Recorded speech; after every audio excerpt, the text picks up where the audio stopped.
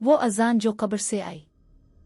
ये कहानी है शहर सफिया के करीब वाकई एक पुरानी बस्ती की, जहां सूरज गुरूब होते ही हवाएं बेवजह सर्द हो जाती और रात के सन्नाटे में कब्रों के बीच से ऐसी आवाजें अबेरुत जो जिंदा इंसानों के दिलों को चीर कर रख देती थी।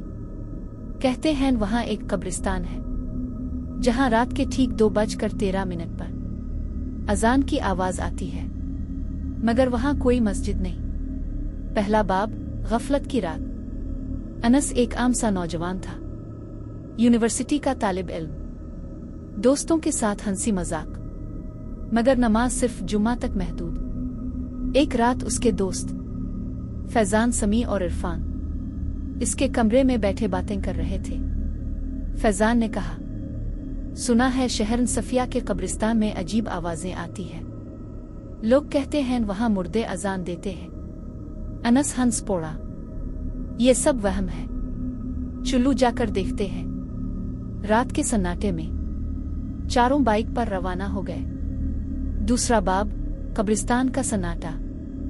जैसे ही वो कब्रिस्तान के दरवाजे के करीब पहुंचे, हुआ अचानक रुक गई। दरख्तों के पत्ते बगैर हुआ के हिलने लगे और फिर अल्लाह अकबर, अल्लाह अकबर, अजान की आवाज। लेकिन आवाज जमीन के नीचे से आ रही थी। समी के हाथ कांपने लगे। इरफान ने कानों पर हाथ रख लिए। फैजान बोला, ये आवाज कब्र से आ रही है। तभी एक कब्र के पास सफेद सा साया नमूदार हुआ। इसकी आंखें सुर्ख, चेहरा जला हुआ और जुबान से खून टपक रहा था। वो बोला, नमाज छोड़ दी थी तुम लोगों ने। तीसरा बाब, खुलती हुई कब्र। जमीन चरचराने लगी। एक कब्र फट गई। इसमें से एक आदमी निकला जो जिंदा भी था और जिंदा भी नहीं। इसने कहा, मैं भी तुम जैसा था। नमाज को मामूली समझा, गुनाहों पर हंसा। फिर कब्र से आग निकलने लगी। अब हर रात अजान देता हूं ताकि गाफिल जाग जाए। इरफान चीख कर जमीन पर गिर पड़ा और बेहोश हो गया। चौथा बाब, जिन्नात का ज़हूर। कब्रिस्तान में साए ही साए हो गए, बगैर चेहरे के जिन, उल्टे लटके वजूद, और कुछ कुरान की आयत उल्टी पढ़ रहे थे। एक जिन गरजदार आवाज में बोला, ये जमीन अल्लाह को भूलने वालों की है। अनस रोते हुए चलाया, मैं तौबा करता हूं या अल्लाह। तब अचानक अजान रुक गई।